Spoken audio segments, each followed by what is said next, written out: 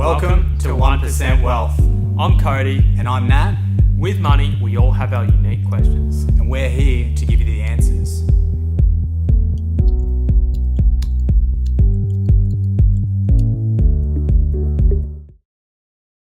Welcome to the 1% Wealth podcast, your one-stop shop for any money problem that you have.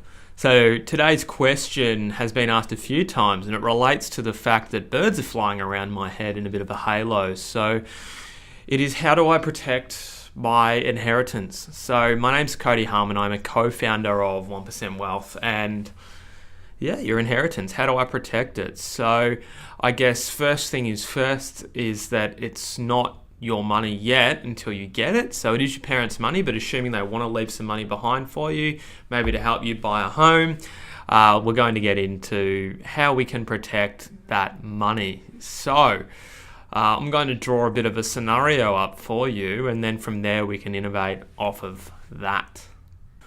So the question, obviously, how do I protect my inheritance?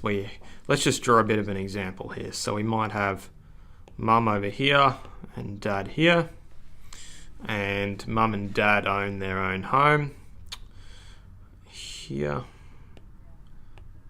and that home, let's just say that's worth $1 million and they don't owe anything on that.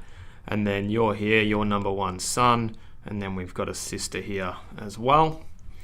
And then they might have, say, a couple super funds sitting underneath, and we want to figure out how do we protect your inheritance. So usually what happens is if they do get to this stage, your parents might go, well, let's go and let's get a will done. So they go see a lawyer and they get a basic will with powers of attorney, and it just says, when I die, I gift and bequeath all my assets to my spouse, and if we both die, it goes to you guys. Now, there's two problems with that. Number one is tax. So if this estate is worth, say, $2 million, including the super funds here, so 1 million plus $1 million, that means if we invest that properly and we earn 5% a year, you're going to earn $100,000 a year of income on that. So that $100,000 a year, say $50,000 each, would be added to your assessable income. Now, that $50,000 on top of what you're already earning, that might push you into the top marginal tax bracket, assuming you're earning a decent wage. So that's a bit of an issue there. Number two is also protection. So let's say that number one son is here, and you were to get married, and you were to marry badly, they would get a life interest in this pool. So there is the issue there that your parents have worked hard to amass a lot of wealth, but your spouse can get a life interest in those assets, which may or may not be a good thing. So what can we do about this? Well, there are ways to protect your assets in a bit more of a sound way. So one thing we could do is we could have a big thing here called a testamentary trust. That's just a big word that means when you're dead. So this is just a little trust that comes into effect when you die, and we can set this up so the assets fall into here. So $2 million in this big bucket. And we might have you here and your sister here, and maybe another independent third party that makes sure the assets are looked after for the family. So there's various things we've got to be aware of with such a trust, but to keep it simple, you do need advice on this, but just to keep it simple today, let's say that $2 million comes into here, and you want to buy a house with that money, which most people do, and that house is worth $1 million for your share. You could, say, borrow from that trust, and then we cut out the bank, and that interest is kept within the family group.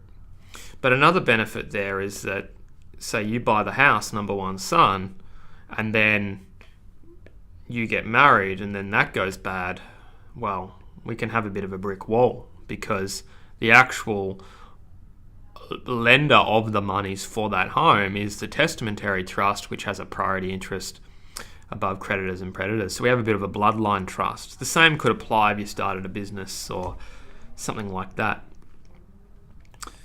Next, we have other benefits as well. So there are provisions here in, say, the Tax Act where income can be streamed to minors. So let's say that your sister has some kids and you don't yet have kids. You've borrowed your share to buy your home, but your sister doesn't really want to buy a home. She has a home, she has kids. She's at a bit of a later stage in life. Well, we can stream some of this $50,000 she's entitled to a year of income to pay for the kids' expenses. So unlike normal trusts, where you can't push money to minors, you can't income split to minors, with testamentary trust you can actually do that. So think of the school jumper they always miss and throw away, or the private school fees you want to pay for, or their food. We can pay for $18,000 to this child and say $18,000 to this child.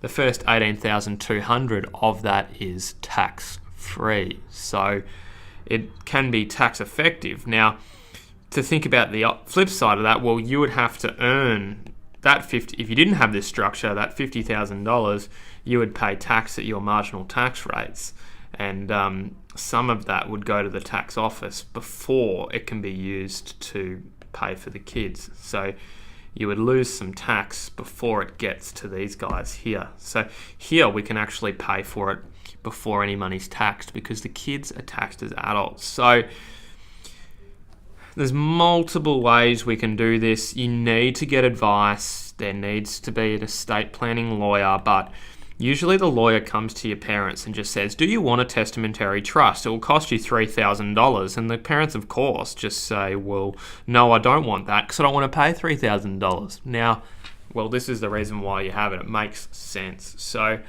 you might not get along with your sister, so you could have $1 million in a separate trust for you, $1 million in a separate trust for her, and have your own separate trust as well. There's lots of flexibility here, and it's important to get advice. So you want to know how to protect your inheritance. Well, I've just given you an ability to potentially have a bloodline trust, and also given you an ability to have a tax-effective pool of money when your parents die.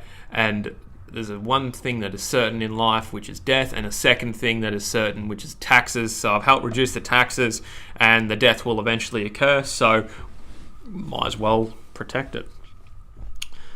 That's all from me today. I hope you have enjoyed our podcast today and video, and I hope I've given you some information on how you can protect your inheritance.